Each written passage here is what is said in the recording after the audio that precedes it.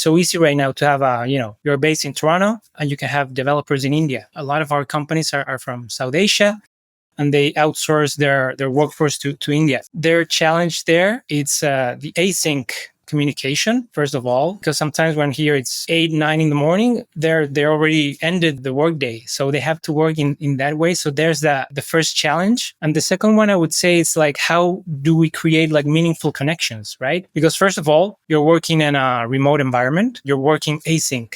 So FaceTime, of course, it's so important in the work that we do. Like, how do we create those meaningful connections that, foster work at a new level? I guess it's also all about accountability, like hold yourself accountable of the things you have to do, set goals, realistic goals, and try to come up with different strategies to make your remote teams feel connected.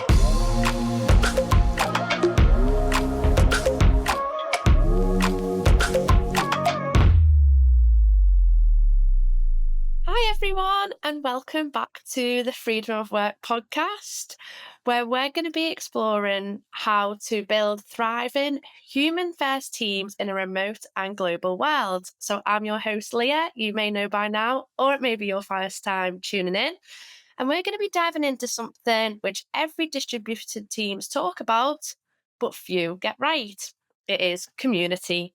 When your team zones across different countries, different languages and cultures, how do you actually create a sense of belonging? And to unpack all of that information and go into depth, we are joined by JP. So JP, would you like to jump in and introduce yourself? Thank you so much, Leah, for having me in the podcast. It's a very nice opportunity to share with your audience about global teams and building a community.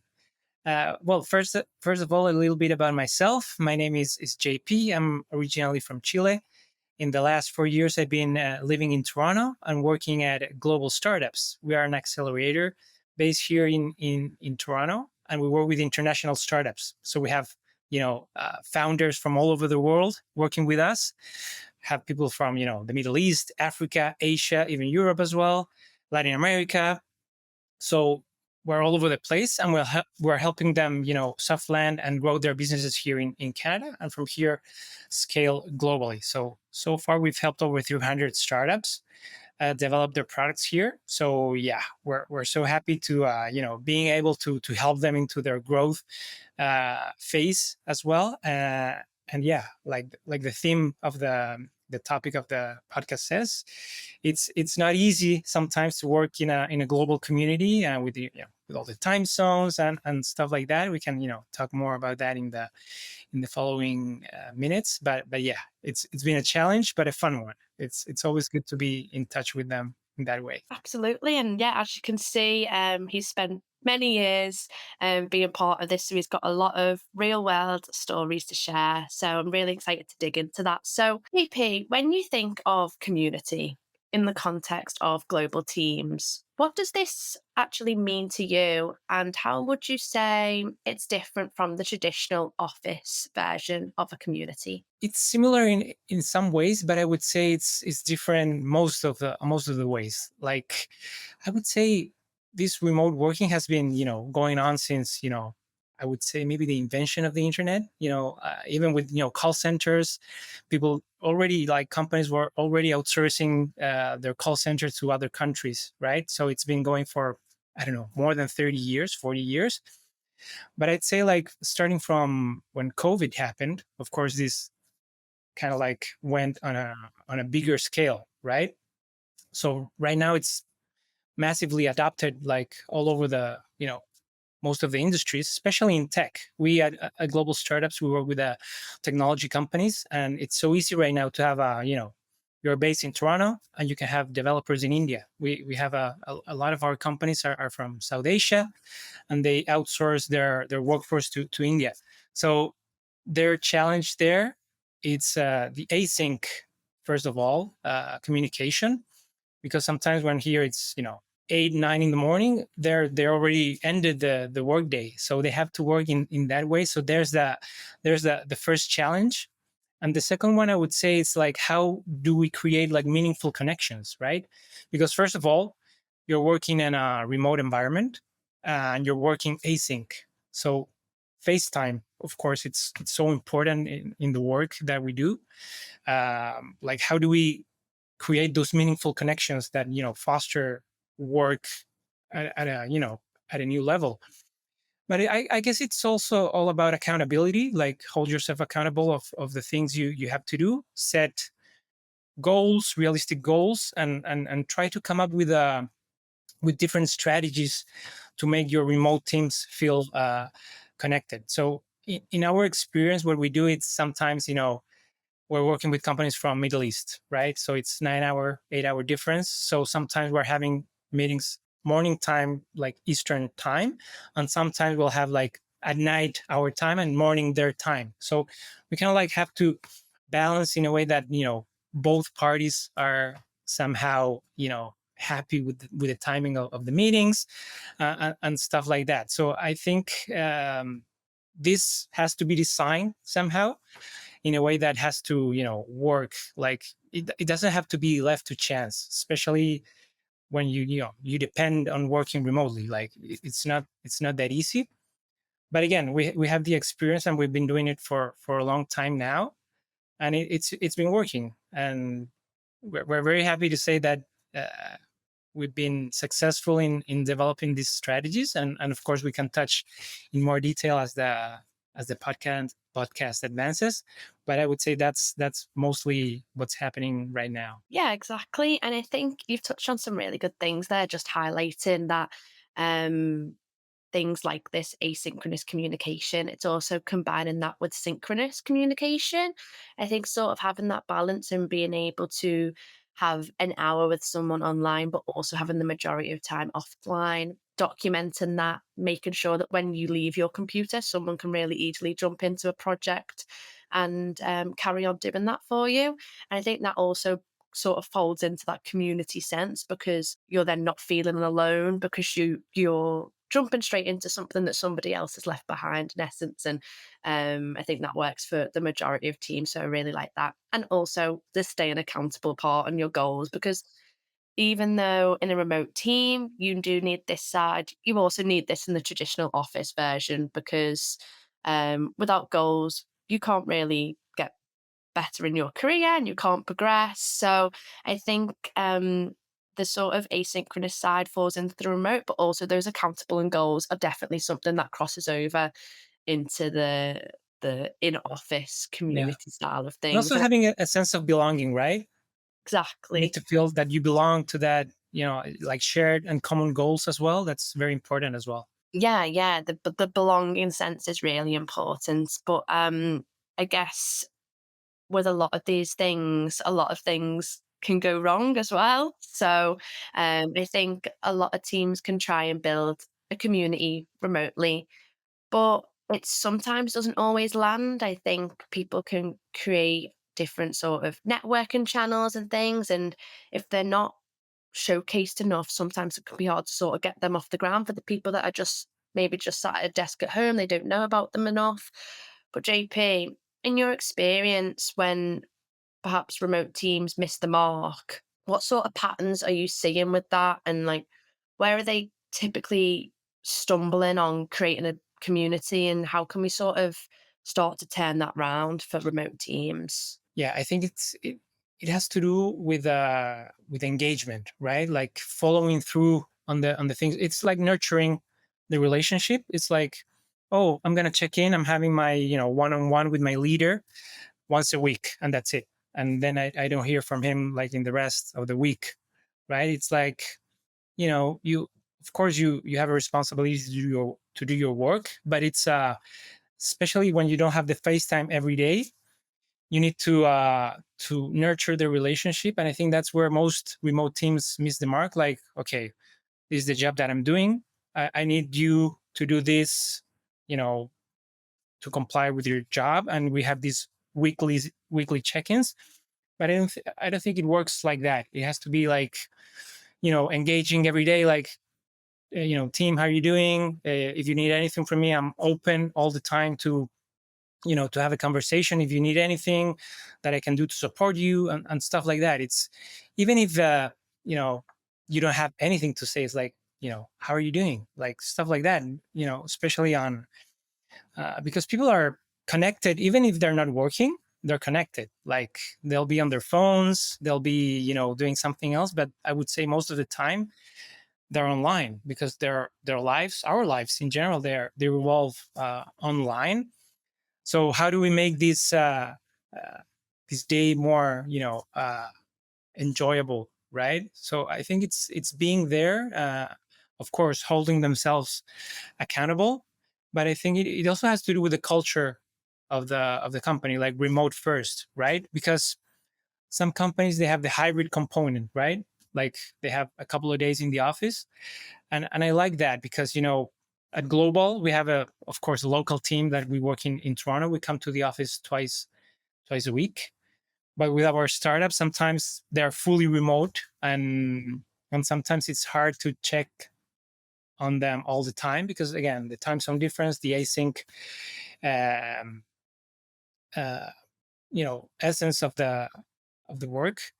But it's mostly about the culture, following through, and I would say that those are basically the things that we managed to put to make clear from the beginning when we start working with them. Yeah, I think so as well. I think they're those clear patterns that you do start to see. I think with the FaceTime, that is something that a lot of people don't get. And it means that they may have a better work life balance because they're able to utilize their time better because maybe they're not in meetings in person all the time. And that works for some people in their day to day life and what they're trying to get out of their career. But for some people, that doesn't work, and that's okay. I think the whole point of building your own community is finding out what works the best for you. And I think from a leadership standpoint, it's really important, as you said, to mention and show that you're always there for support.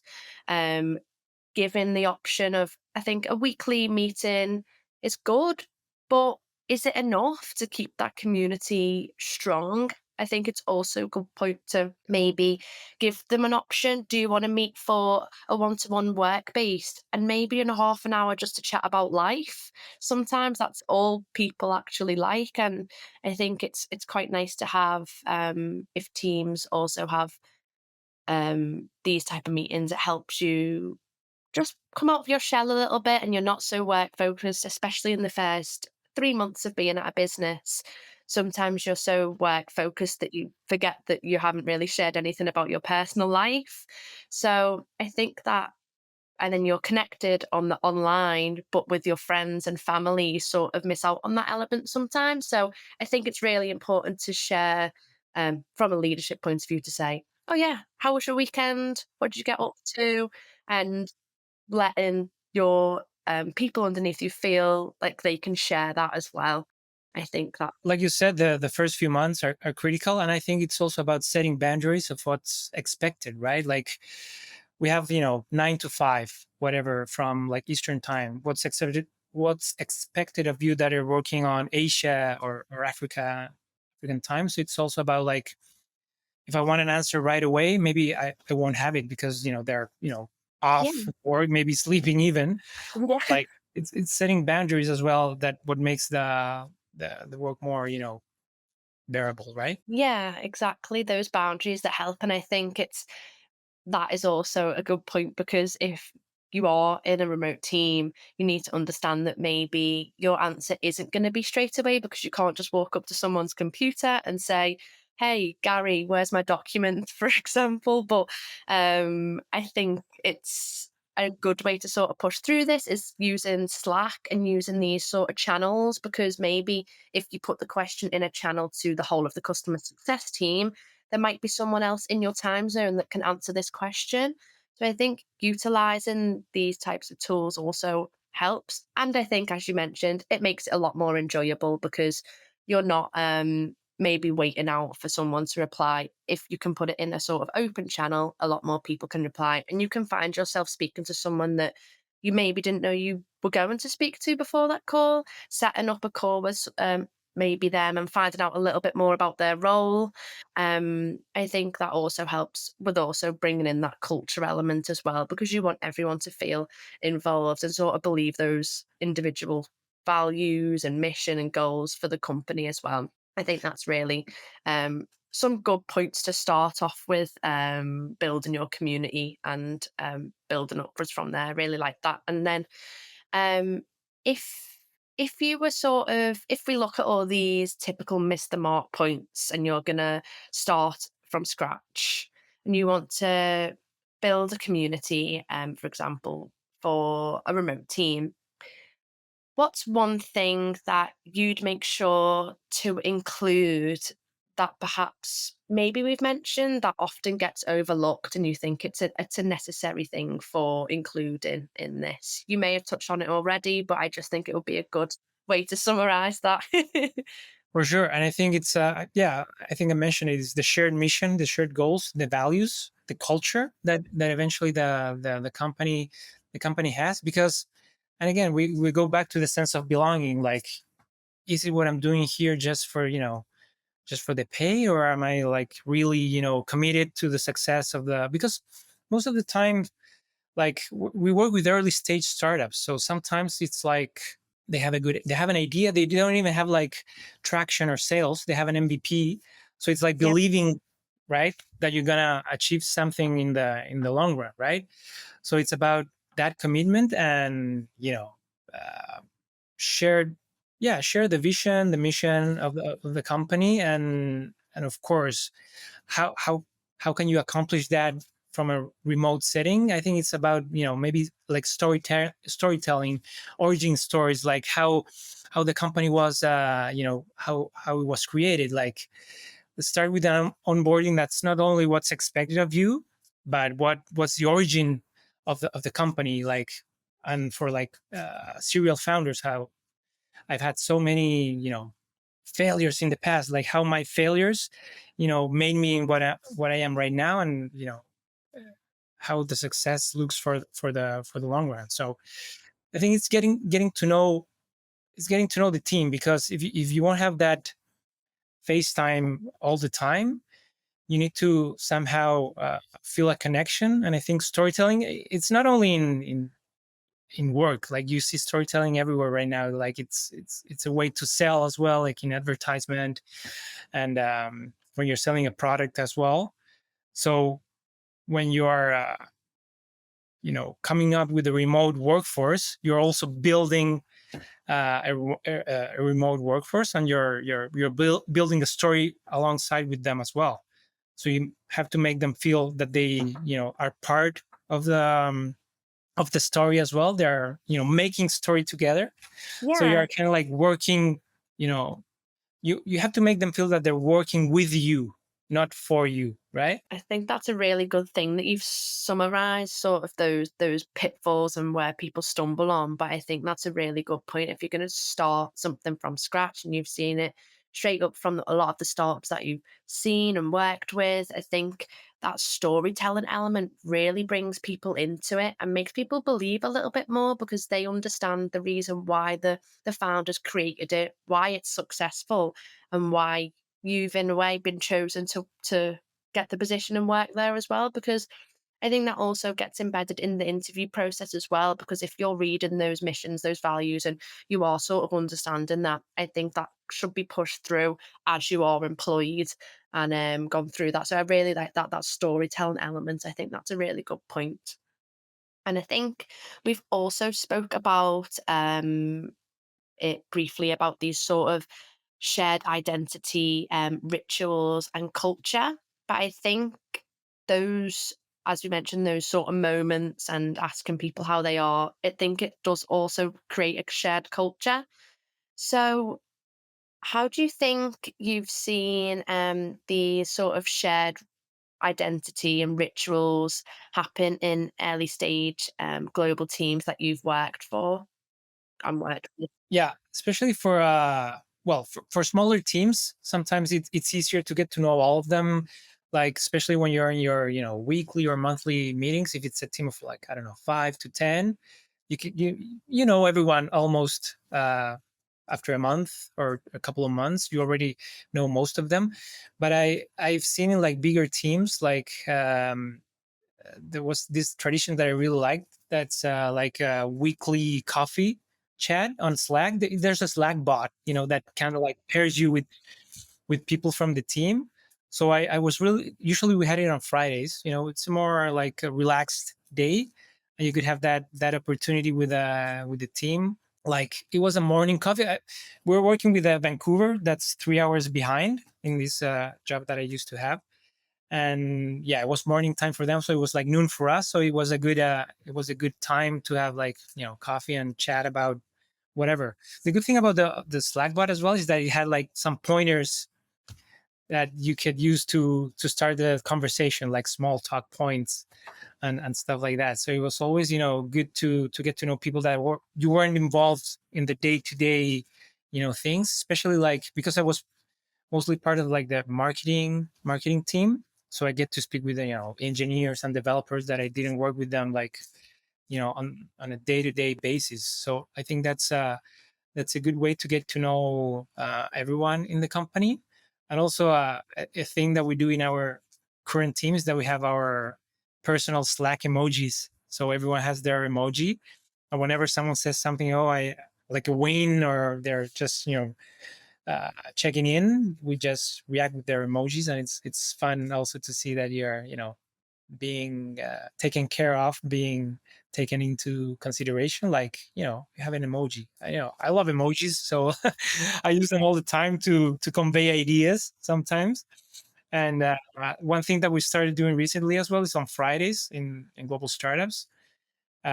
We have this like three emojis thing, of just with three emojis that you can share on the chat. How's your week been going so far? And sometimes you have like a happy face, sometimes you have a sad face and a stressed face or a melting face because it was like a very, very hard week, with lots of events. Because we run lots of events in person and online. So sometimes it can be tiring. So it's, we had that like tradition as well. So it's a way also to, because now we have the technology and the tools available to do that. So it's a fun way also to be connected. And again, we go back to the sense of belonging and that you're part of a team.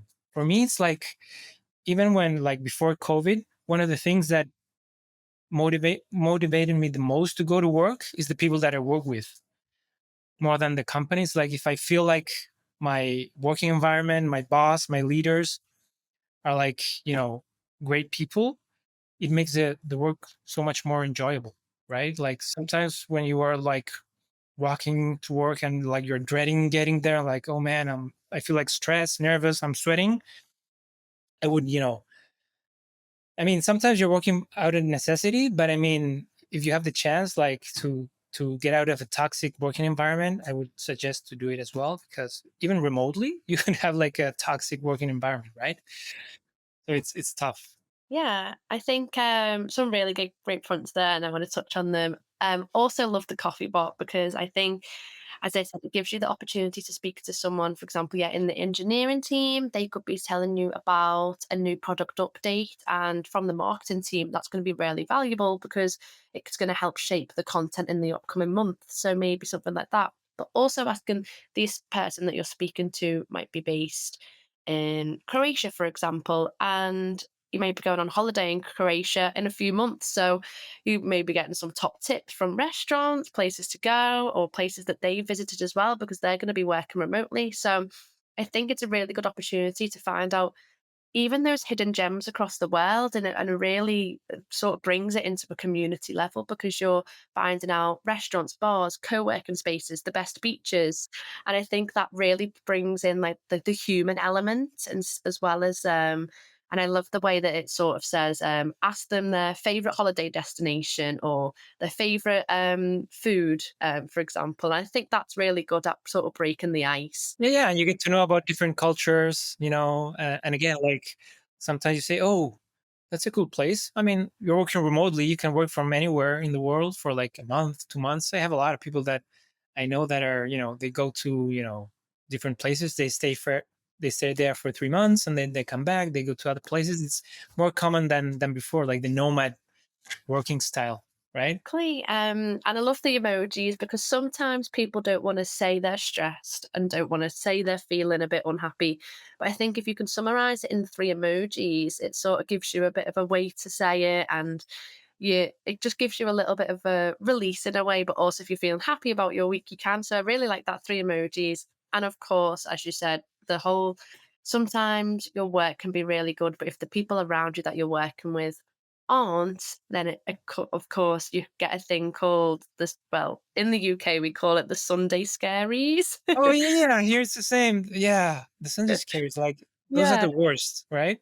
exactly, and nobody wants those. So I think it's a really it's a thing that can even happen remotely, and maybe people don't think about that as much, but yeah, it definitely can happen. So people need to maybe question about their community, their online presence. So they need someone on their team to help with their workload.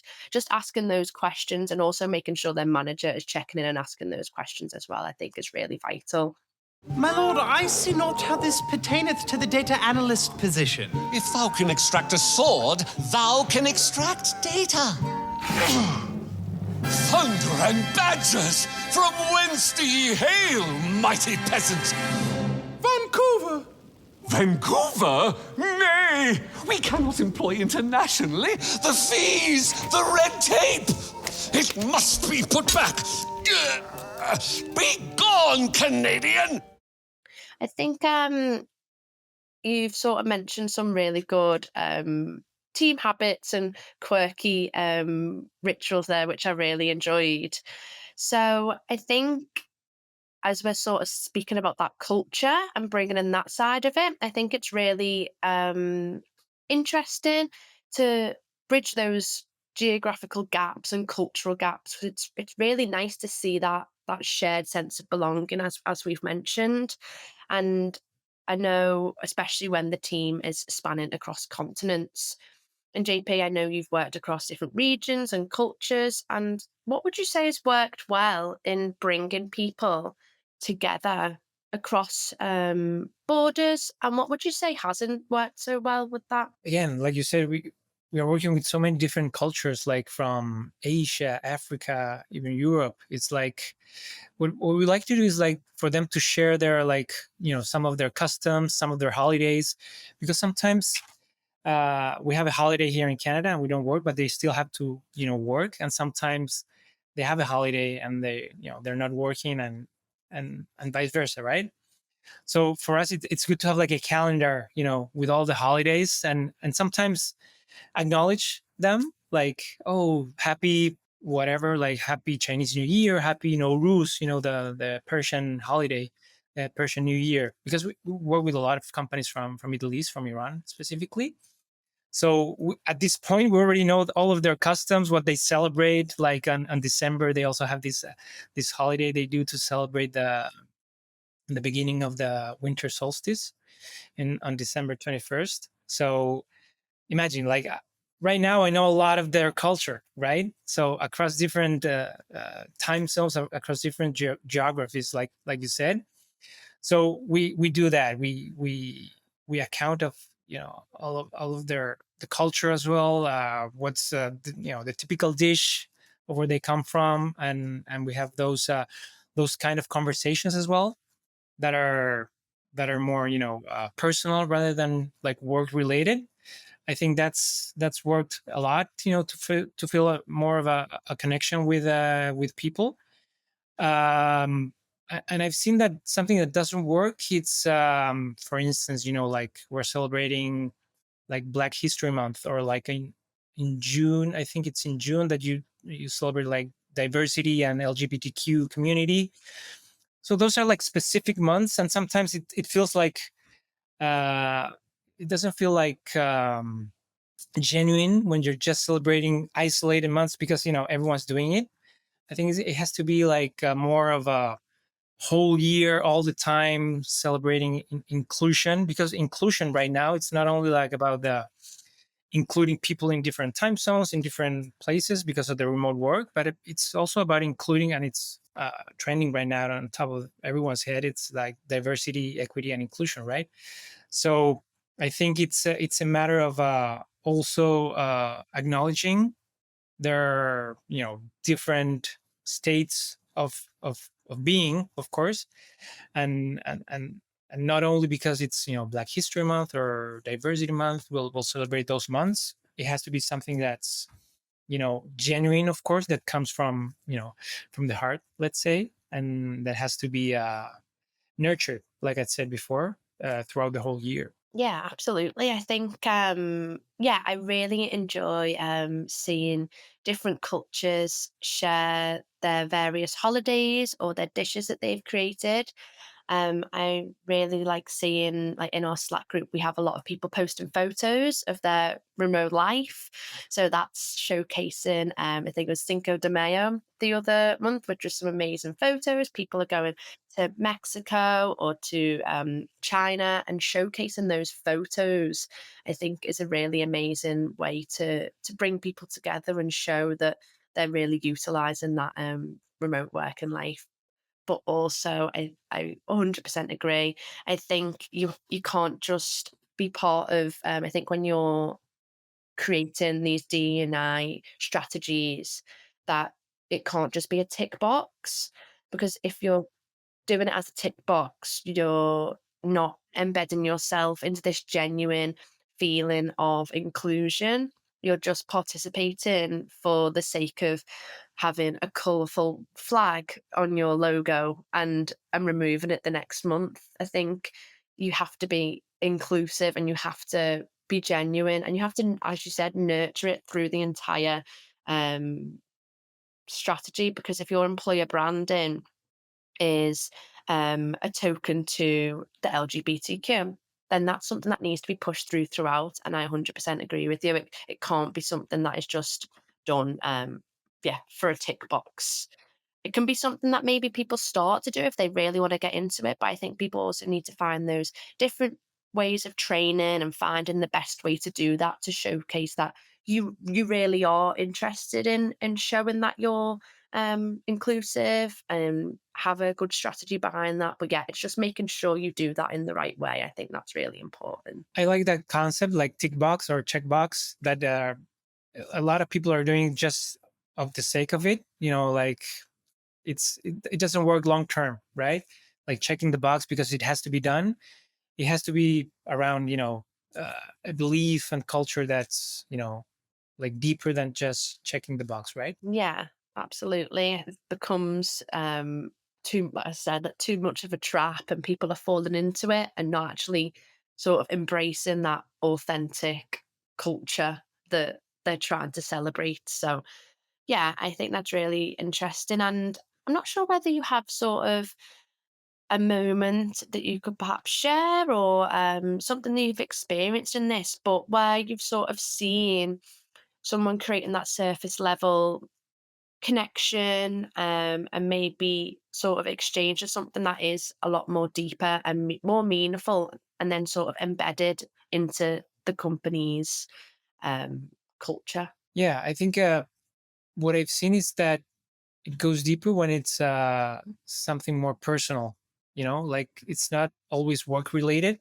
like the personal connections. I think because in remote work settings, you don't get that water cooler, time to chat, right? The chats are more, so that's why I think you have to design those moments of water cooling, moments, because otherwise they won't exist. Sometimes, like, people, they're just focusing on getting their job done. And plus, when you're working remote, most of the times, I guess, people, they're in their homes, they have, stuff to do. They have to do laundry, sometimes they have to cook, and sometimes that gets in between of the things you're doing during the work time, right? So I think to fill some of those gaps, you need to, and we talked about that earlier as well, like creating those moments where you can engage your employees and your the people that you work with in these water cooler times that I call them. And I think that's a great way of, especially for teams that are 100% remote, because sometimes we're hybrid. We have this in-person interaction that helps a lot. But for 100% remote teams, that's one of the best ways, I think, to nurture again the relation, and to keep them in the team. Like sometimes the turnout, like the rotation of people could be like very high. So that's also a way of, if you're thinking a little bit more in a cold way, like it's a way of retaining talent and not, spending extra resources in training and bringing more people on board like more often, right? So it's also a way of retaining talent and avoiding turnover, right? Absolutely. I think almost people miss that element. I think designing these water cooler moments, which I really enjoyed that sentence, by the way, is that by creating these, you're creating more of a community and you're creating a sense of belonging, which means that people don't want to leave the company because they're really enjoying the people they're with, their work they're creating, the projects they're part of. And if you're going to create this sense of community, then you're going to have a low turnover rate, you're going to have high retention, and that's only going to mean be cost effective for your business because it means that you're not having to lose 3 members of staff from the marketing team and having to retrain them more because there wasn't any contact, the communication wasn't there, the manager wasn't speaking to them enough, they didn't know what they were doing, the workload was too high. So I think all of these things can build up and it ends up being the straw that broke the camel's back. So people maybe don't realize that something as small as these touch points and this community can be the something that creates the business to be successful and people aren't leaving and it creates that Yeah, because eventually not having those moments can lead to some burnout, right? and no one wants burnout because it means that people aren't working as hard, so their productivity levels are low.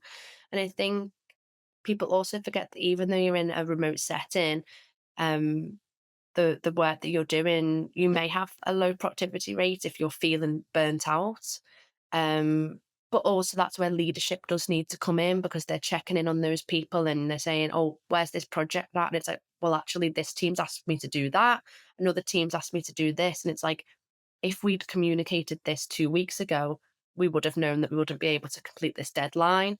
So I think that communication on project deadlines as well as workload is a necessity for burnout, which all goes back to that communication element and sense of belonging, I think, as well. It really all relates into that. Totally agree. Yeah. Yeah.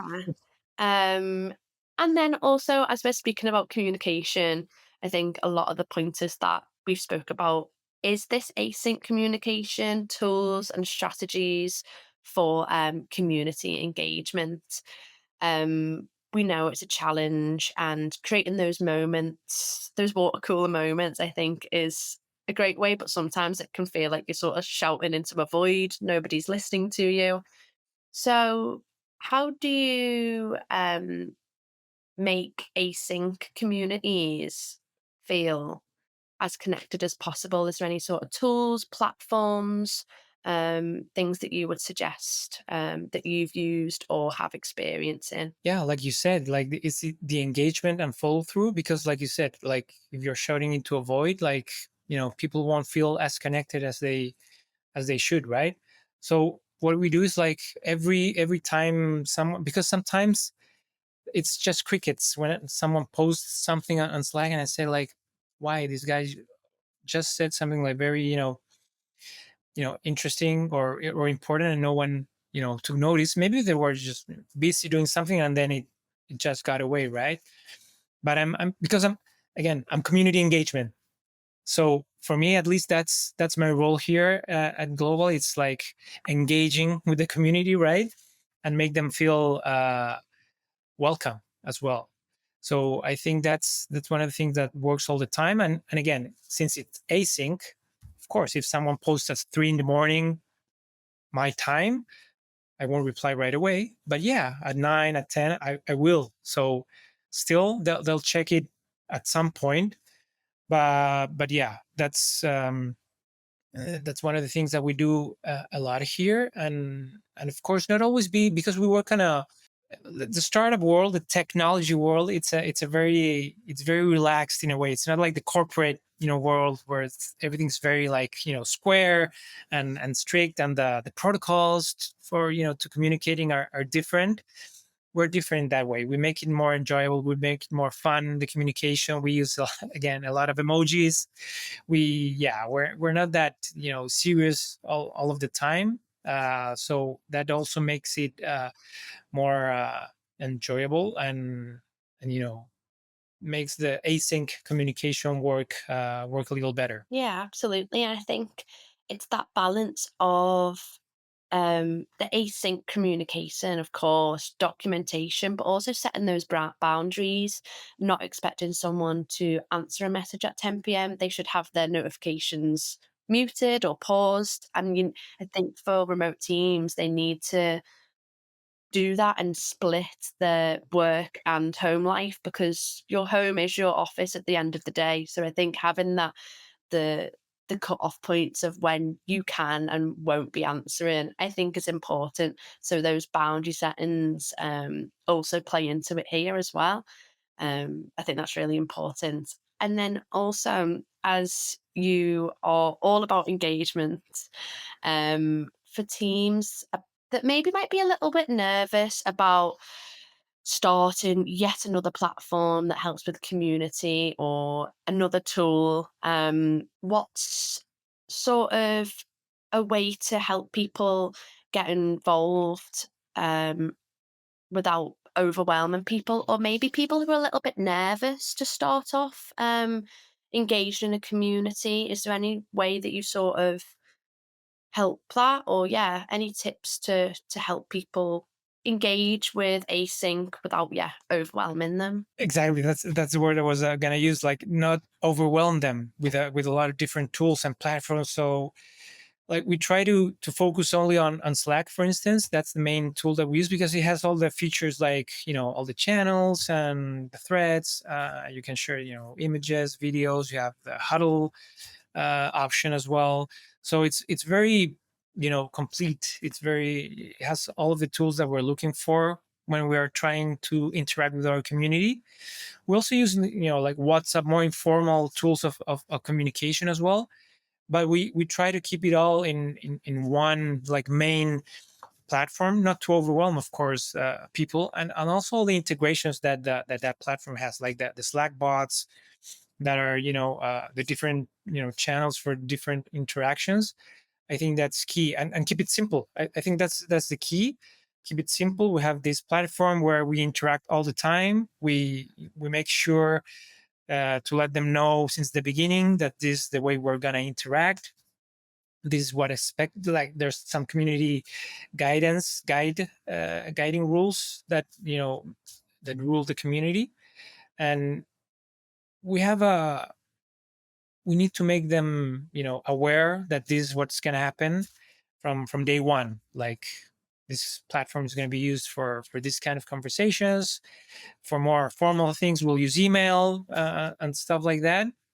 So what we do is, like, we have a different set of like manuals that people can follow, so everything's clear from the get-go. Yeah, I think that's really important. I think, firstly, with the Slack, I think it was something like nearly 80% of Fortune 100 companies use Slack. And it's like 200,000 organizations. So I think that's a lot of startups are sort of starting on Slack. I think sometimes it's hard to move to Slack because you've got everything in another thing, but Slack is a great way because it has a lot of integrations. You can actually integrate your Google Calendar in there. So if you're in a meeting, it puts you that you're in a meeting. So people are aware that that's why you're not answering. You've got your times on there, your time zone. So people can click into that and see what time zone you're on. So if you see that it's 8 p.m., you click on their profile. Oh, that's exactly why they're not answering. You can also set on your Google Calendar like your hours. So I think if someone tries to book into your calendar, it will say, "Oh, you're trying to book into Leah's calendar," but it's actually outside of their working hours. I think it's important for remote teams to set, as I said, those boundaries, because without those, it can get confusing, and you'll end up being on your laptop till 10, 11 p.m. trying to finish something for someone when you really didn't need to. And then, yeah, I also think a great way for this asynchronous communication is a good project management tool as well, because using the communication in Slack, but maybe something like a Jira or a Trello board to see those projects in like a team management way, having a team board, seeing what content you've got on there, different projects, and you can see openly. This can also be open to the whole company as well. So if you want to jump into the engineering team's Jira board to see when the project's going to go live, you can then time your content with that. That's me from a content point of view anyway, but you can see how the teams can work cross-functionally with these different tools. And Yeah, that's key too, because yeah, at the end of the day, you have a stack of tools. It's not one tool, one size fits all, right? You need, the different tools to, to have a working environment, right? exactly. And I think, as you said, setting those clear expectations from day one is really important. I think, yeah, like using Slack informally and maybe asking those questions to the team, using emails for formal and maybe external communication. You can also create external teams and channels in your Slack. So if you've got partnerships, you can create teams and have multiple people in there. So everything's stored in the one. So you can even add that up. Also, I like the element of creating sort of PDFs and documents with those rules on and from day one. So if people are feeling a little bit lost and maybe overwhelmed, they can search a database. They can go in and maybe even do an AI search tool, search for Slack, what my username is, for example, or where do I find this bit of information? How do I book time off? If it's all in sort of the one database and one document, I think it's going to be a lot better to help people embed themselves into that community. So I think I would love to sort of get a key closing statement and takeaway from you. We've went through those different challenges, the pitfalls. We've gone through bridging those geographical gaps, those rituals, the culture, and the tools and strategies for creating community engagement across distributed teams. But if you have, or if you found any lessons learned from creating communities and being part of that, what would you recommend to someone sort of starting out there? I have so many stories that I would like to tell, but we don't have enough time. But yeah, what we touched during the podcast is, yeah, everything that we said. It's super important to build this remote working communities. But I think community that doesn't happen by accident.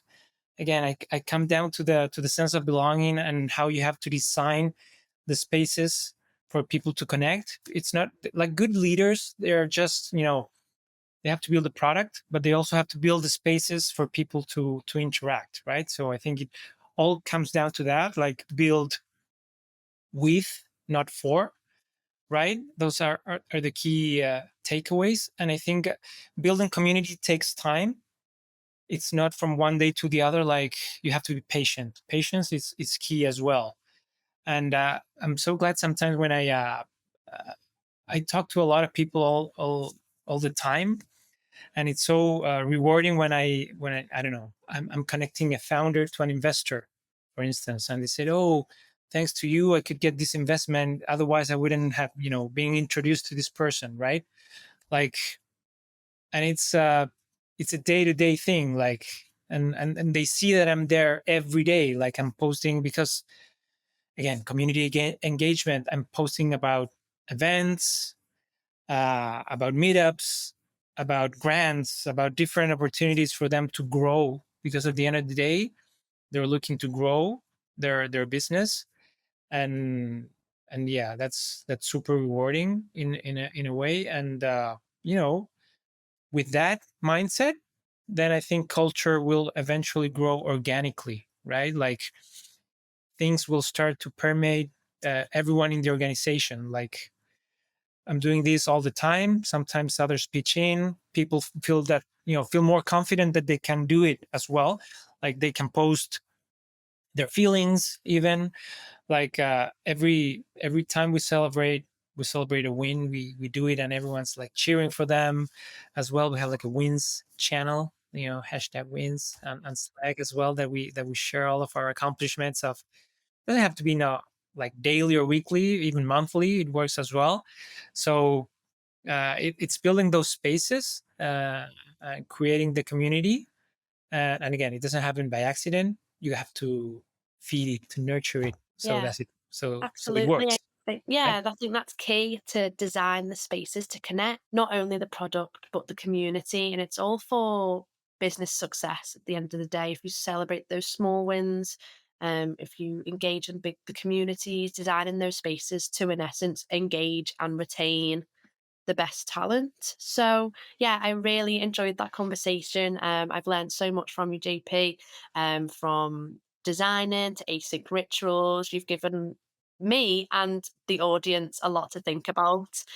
And to all listeners out there, if you are building a global team and want your culture to feel more than just a Slack channel, then keep tuning in to the Freedom of Work podcast, where we can go into more and find out more about all about the HR industry. So thank you for joining us today, and we'll see you next time.